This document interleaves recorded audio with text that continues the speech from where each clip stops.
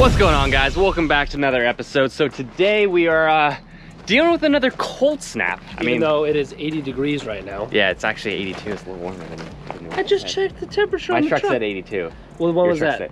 When I pulled up. Yeah, that was, oh, fine, whatever. But it's a Toyota. It's 80, 82. But I don't know if we've showed them this yet. So this is all behind me. These are all the adult Tegus. Yep. And one thing we gotta do is we gotta bring them in because it's supposed to get how cold tomorrow night? So, or tonight even? In 2 hours, we're gonna get a ton of rain. Okay. So before the cold fronts, you get a ton of rain, which isn't the best to keep these guys warm. As you can see here, we have a bunch of insulation that we put on top, and that does do a lot when it's cooler. Usually keeps it 10 to 15 degrees warmer, but as Ryan said, it's getting super cold. It's actually supposed to get down to at least 36 tomorrow night, and the coldest I've seen it in 5 years since being down here is 36. So we could be easily breaking a record in my book. Are we in Florida? I mean, I didn't think it got below like 60. South Florida. So what we got to do is, instead of putting the insulation up, we got to pull them all in. We'll put them in the heated garage that the babies are in, and that stays 80 degrees. We'll probably dial it back just because we want to keep them in brumation.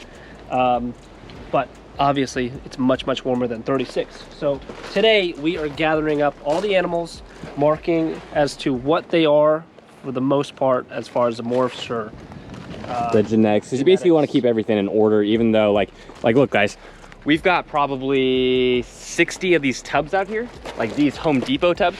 Yep. So if you put these all in a garage, they all look exactly the same. You're not gonna be able to tell animals apart, especially when you have to deal with like heterozygous animals that don't have a physical difference, that they just carry the genetics. Those ones will just get lost if you don't label them. So it's very important that when we bring them in, they're all labeled. Exactly.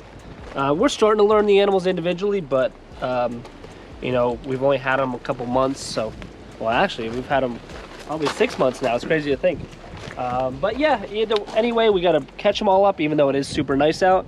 It is getting cold, and it's going to be quite the adventure because there are probably 75 adult Tegus out here, or young adults. So let's start with the albinos. So we're starting with the easy ones first then? Because they're pretty mellow compared to some of the reds. Not Helen or the blues. So the reason they are named Helen and Keller, they're sisters. And they are both pretty dang blind, so they are named Helen and Keller. Christian. Yes, sir. Would you mind getting the skid steer? Yep. Is what's on there, forks or the bucket? I can put the forks. The bucket's on there? Yeah. Okay, we need the bucket. So if you can get a scoop of cypress. Yep. And if you can weasel your way back in here. Yep. We'll start filling them up. But why is Christian here helping out with Tegus?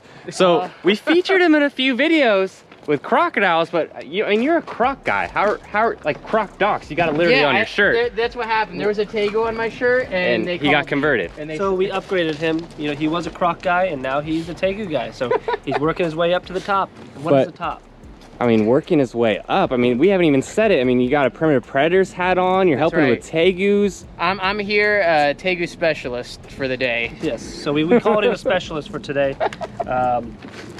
But no, Christian is...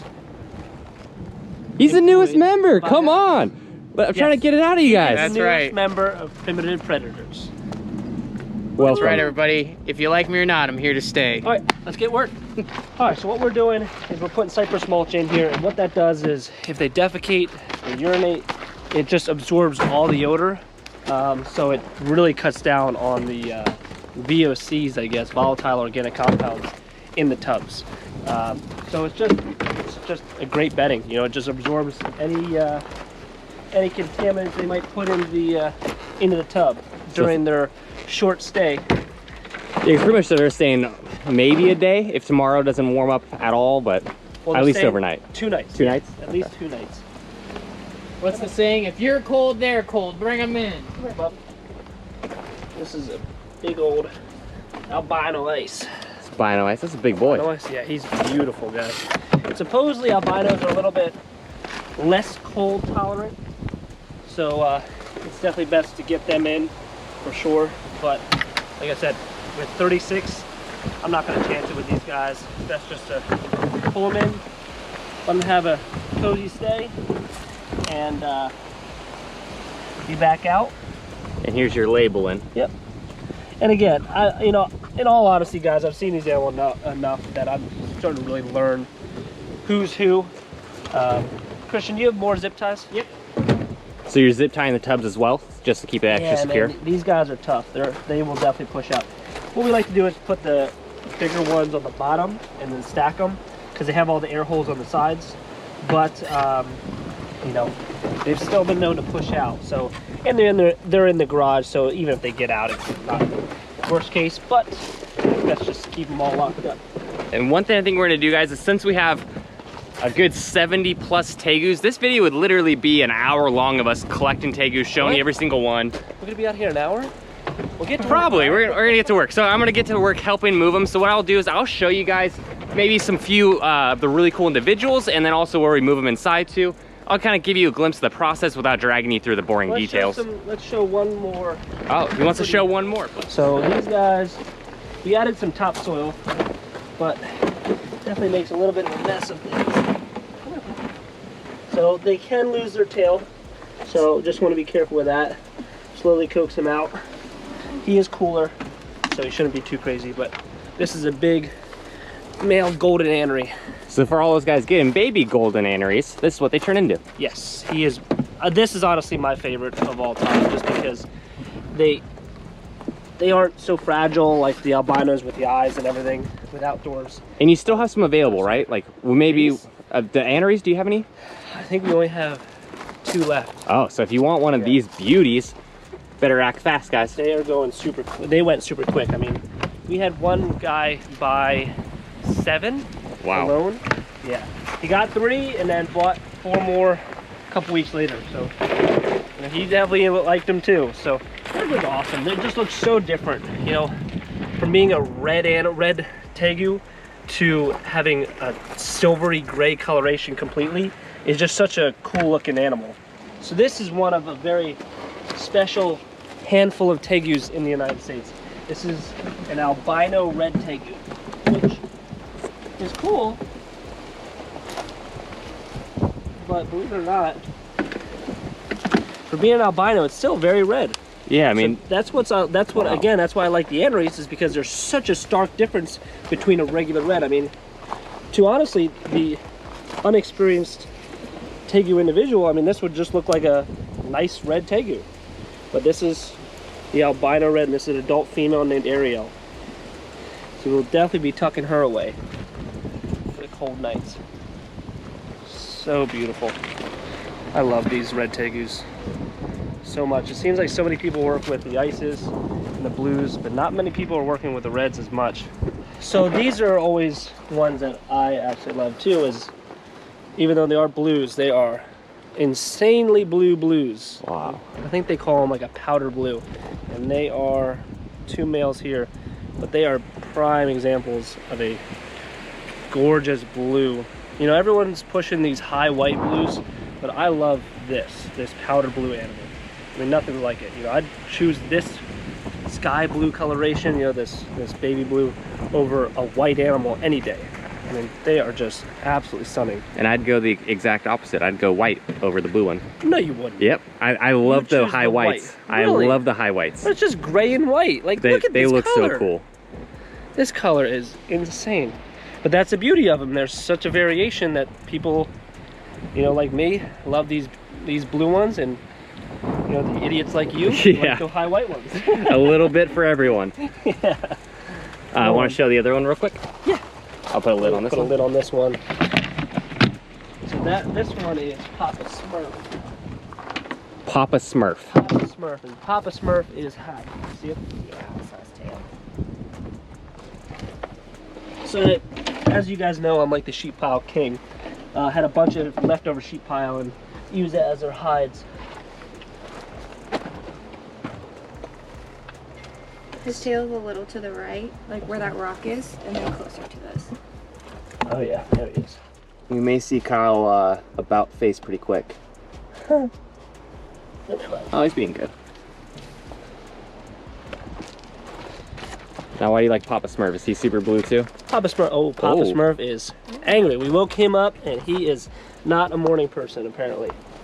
But again, he's actually, see, he just woke up, so he's not as, he's kind of a duller color than he usually is. And he is not happy. So we will get him all settled in. We got a spectator over here too. You watching? And this is a female blue. And she's just hanging out. She's more white, so that's not the white I like. I like the high white. When we go inside and show the babies, or show where we're putting these guys, I'll show you guys a high white blue. Yeah. So you guys saw the big albino ice male earlier. Now here's an albino ice female. Now she is very grumpy and very blind. Her name is Helen because she seems to be quite blind, even though she has beautiful eyes. She is dirty. Yeah, she is. That's the one thing about albinos and stuff, is they just, if you keep them in naturalistic enclosures, they're gonna get dirty. Yes, but it's also good because it works as a sunblock. You know, obviously they are more prone to sunburn in general, so it's great to have that topsoil and cypress to where they can really mix it up and get their natural sunscreen. So that is Helen. Let's see if he can spell. Oh, he got it. Helen. So now we will get Keller. Keller is her sister. I think it's her sister. And she is a funky looking one. And she's also an albino ice? I believe so, yes. She might be an albino purple, but tomato, tomato, right? Here, I got the lid for you. All right, thank you. Nope, that ain't gonna work. Let's do this here.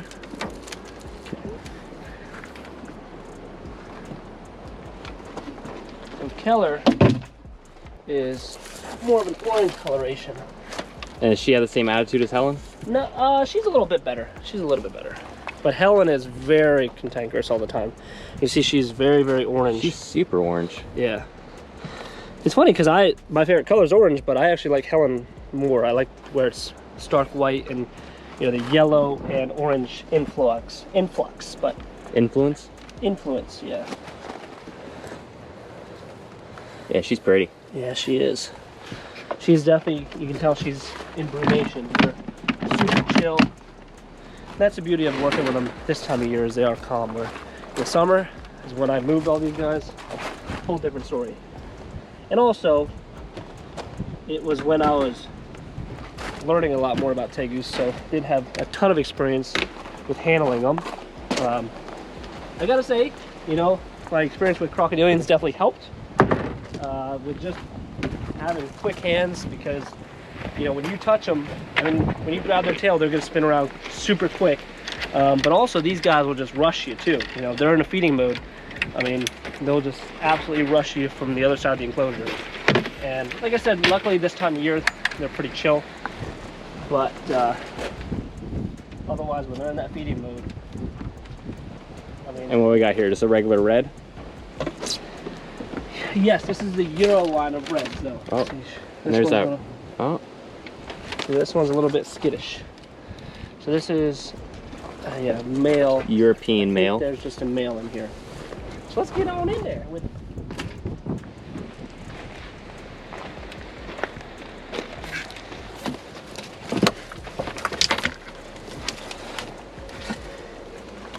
He was coming. So yeah, let's I mean, that's see. a nice red. Oh yeah, that's a Euro line, which is a super, super blood red coloration. You think there's just a male in there? Yeah, just a male. Okay. I mean, look at that, guys. That is nice blood red. All right, guys, so we're back in the garage now. We got all the adults put away. I mentioned that we were gonna show you high white because Kyle likes the really blue blues. This is what I like. So Well, this is cool though. It has how white that is? It has a blue hue to it for sure. Kinda, but more like the high whites. I love that color. Yeah. No, it is pretty. It really is pretty. But it's amazing how it can be either powder blue or this, you know, super high white, super super faded, essentially. Now, as you can see behind me, these are all the adult tegus that we just brought in. Some of these tubs have 2, some have 3, and some have 1. So there's a lot of adult tegus. Yep, and it just started raining, so that means the initiation of the... We just made it. We just made it. Well, hope you enjoyed today's video, guys. Leave a comment, drop a like, subscribe. Also follow us on Instagram at Primitive Predators, and we'll see you on the next one. See you guys.